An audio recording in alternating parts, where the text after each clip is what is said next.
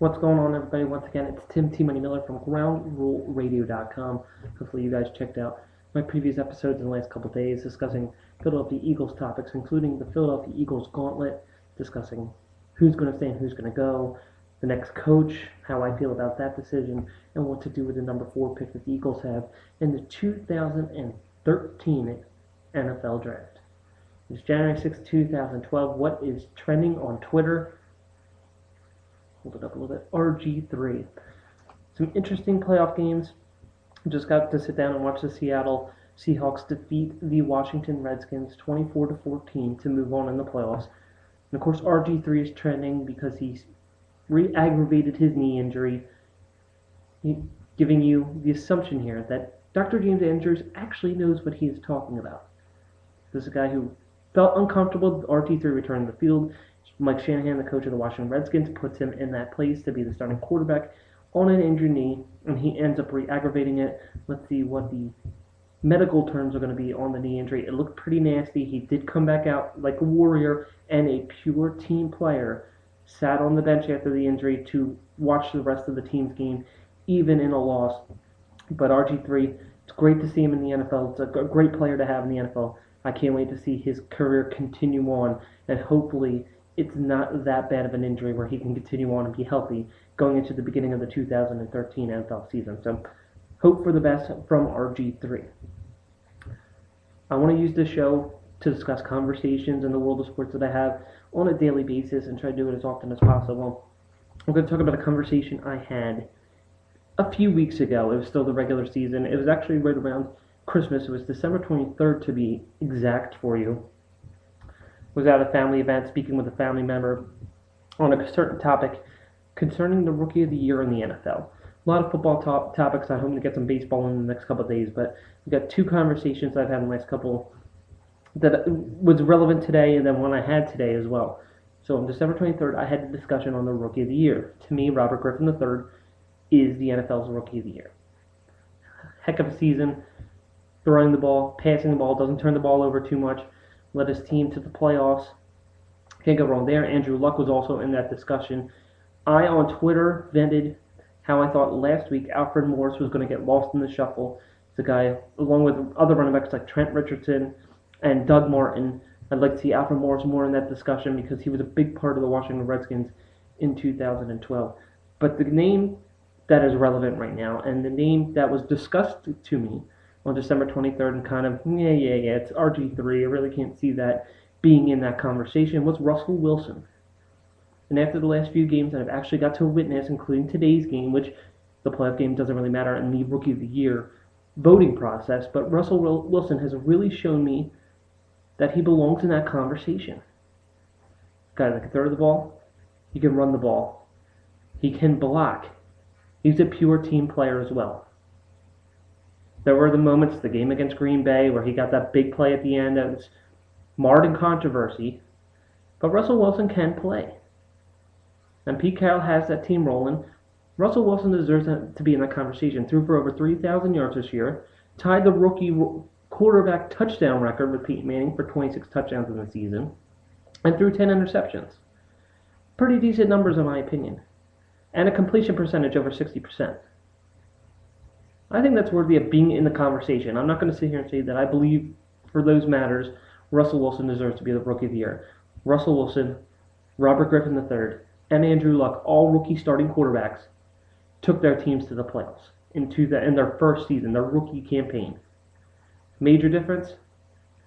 Luck went 1, RG3 went 2, Andrew Luck was a third-round pick.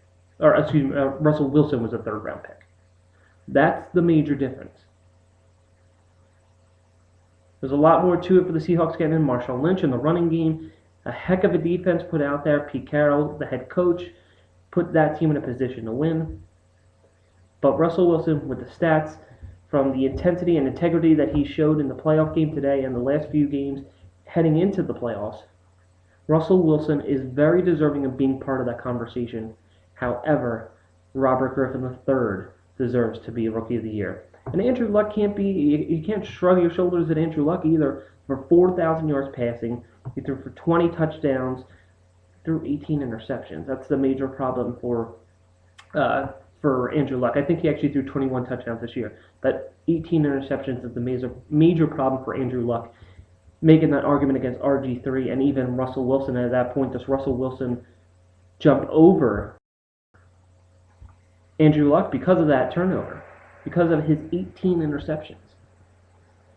And all three of these guys can run. Andrew Luck rushed for a couple touchdowns this season. We saw some plays Russell Wilson ran today that were RG3-esque, and we didn't get the full Robert Griffin III experience in today's game. But is Russell Wilson number 2 now in this category? You got to take away today's game, obviously, but throughout the season, look at the stats that he had in 2012. And all three players, as the quarterback, as the major player at the helm for their teams, took their teams to the playoffs. Does Russell Wilson deserve to be in that conversation? Does he deserve to trump over one Andrew Luck? It's something that I kind of scoffed at. But I actually do believe that Russell Wilson is worthy of that conversation. And honestly, with the stats, I can't argue against Russell Wilson being number 2 in that voting. I don't think he'd be number 1, though. It's RG3 for me all the way. Different element of the game. Could pass. He can run. Just got the job done. He does a lot more for his team, in my opinion, because you discuss Russell Wilson, Andrew Luck, and then Alfred Morris, Martin Richardson as the offensive rookies of the year. Quarterback, running back. Robert Griffin III does both of those positions for the most part. Not to take away the running abilities from Andrew Luck, but you can't run options with Andrew Luck most of the time. And you can't take it. I like Russell Wilson's athletic ability. He can run the ball, but not to the abilities that one Robert Griffin III can. RG3 is that complete running quarterback, but is a very good passer, and he earned that this year. He earned the Rookie of the Year, in my opinion. But I'll listen to the arguments on Russell Wilson or Andrew Luck to trump him as that offensive Rookie of the Year this year. I don't think it's completely out of nature to argue against RG3 being Rookie of the Year. But I think the stats speak for themselves. His on-field play, the commitment he made to his team, and the intensity and the integrity he brought to the field as well. So I thought RG3 very deserving of being the offensive Rookie of the Year. But it was interesting to see on December 23rd the conversation about Russell Wilson. Now everybody is talking about Russell Wilson, and now he jumps into that conversation. And on December 23rd, and the Week 16 of the playoffs, or Week 16 of the regular season, as my championship game in fantasy football, which I won. Week 16 of the NFL season, and he brought up Russell Wilson. And now he's the talk of the town. Heck of a playoff performance today. We'll see where he ends up in the Offensive Rookie of the Year category. All I know is the Indianapolis Colts, the Washington Redskins, Seattle Seahawks, they have bright futures with the quarterbacks that they have at the helm after this season. Young kids in their rookie campaigns getting the job done, leading their teams to the playoffs. Future is very, very bright for all of them. Now, the conversation I'm going to get to that I had today involves the Philadelphia Eagles. We discussed, like I said, the gauntlet and head coach position. I had a suggestion that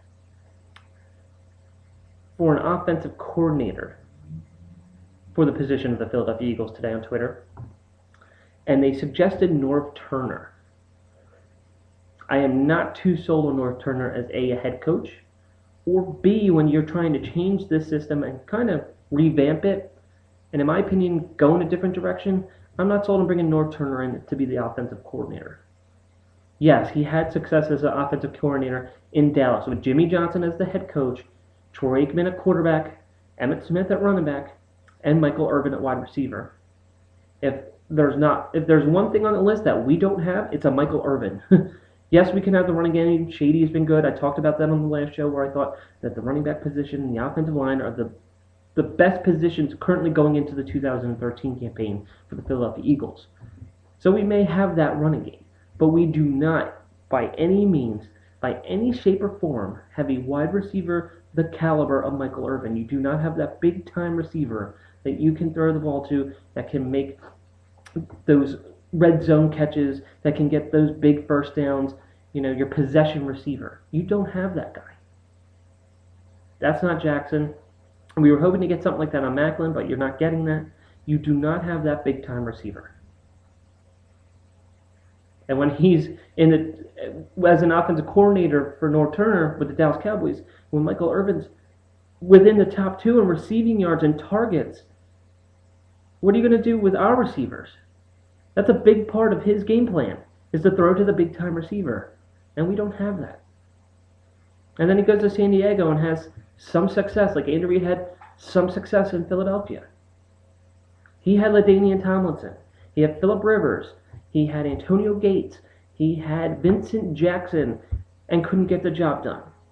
We just dealt with that with Andy Reid not getting to where we want to go and win a Super Bowl for this city.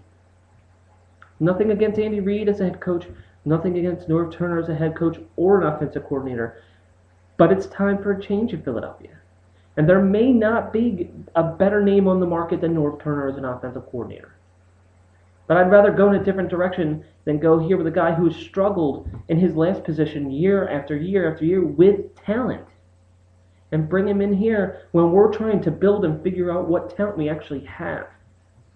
I'd rather have somebody with a little bit of experience as an offensive coordinator not coming off of that head coach position where he struggled. He may be the sexy name for offensive coordinator. I'm not buying it, though. I'm just not buying Norv Turner as an offensive coordinator. We dealt with a guy who struggled and couldn't get over that hump for the last 14 years. I'm not trying to take a different guy from San Diego who couldn't get over the hump with the talent that he had there and plug him in to run our offense. I'm sorry, I'm just against that. Let me know your feelings on that. There's various ways you can do it on Twitter at TimMoneyMiller or via the forums of GroundRuleRadio.com. Tomorrow, it is the national championship game for the NCAA. I'll give my prediction here. It's going to be a low-scoring game, in my opinion. It's going to be a close game. It's going to be more entertaining than the 2012 national championship game, but with the same outcome. I think the Alabama Crimson Tide come away with the national championship. Sorry, Notre Dame fans. I'm 75% Irish, but I'm still picking against them. The Crimson Tide, I think, come away with the victory. Going to give you a score, even though it means probably nothing. I would say 21-17. It's going to be a running game, especially for Alabama. We already knew that going into that. It's going to be up to Notre Dame to stop that run, and it's going to come down to a quarterback play at the very end. So with that, also going on with me, that if you follow me on Twitter, you realize I'm looking into kind of bettering myself and kind of get myself into better shape, make myself a little bit healthy. Looking into the DDP yoga thing, that's former professional wrestler Diamond Dallas Page from WWE, WCW. Been looking into it, went on to Twitter and looked for suggestions and recommendations on it. If you've done it, let me know at Twitter at TimMoneyMiller. I'm going to suggestions and references. I'm very much looking into it and thinking about it, and I'm almost certain I'm going to do it. So with that, feel the bang. Peace.